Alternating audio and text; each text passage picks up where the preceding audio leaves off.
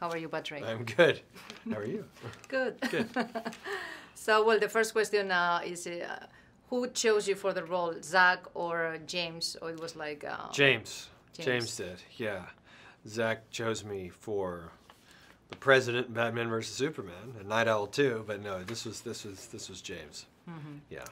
In the movie, there's some, I mean, it's kind of like in a subtle way, but it's mentioned how the humans are kind of mistreating the ocean and throwing all the garbage there. And so I kind of got that because I'm concerned about the environment, and I wanted to know what's your take on that. Yeah. You think it's like part of the, among other things, like a little oh, bit it's of the huge. message of Yeah, it. I don't even think it's a little thing. I think it's Orm's whole drive is that.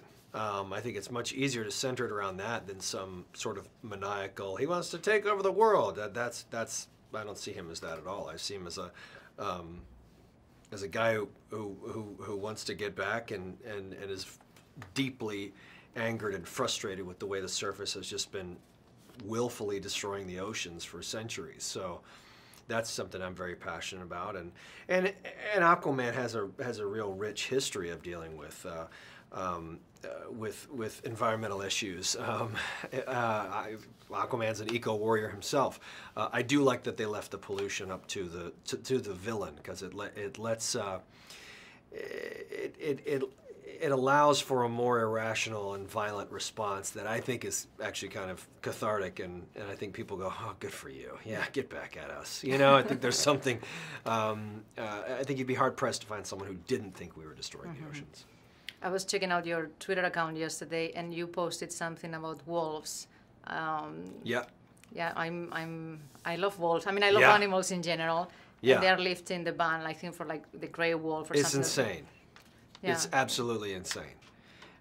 You have to learn how to coexist with animals, and certainly when you're talking about wolves. And I say that as an Atlantean who lives in the ocean, but when you're talking about the apex predator for the forest, and getting away, there's so much history and scientific study of how important they are to the environment. And I honestly do not see how you can't take that into the equation. It's the moves like that and moves against climate change, but when you're really talking about animals and that live on the same planet and inform the planet, change the planet in a positive way, you're just a fool if you don't understand that, or at least uninformed. And so it's up to those of us who do get it to share that news. Yeah, it's frustrating because most people seem to be either fools or not getting it at all, or don't give a shit. Well, that's what it is. Yeah, without getting angry about it, it's just about informing those people. So you take your stance and you try to show people. We do our fair share. Sure.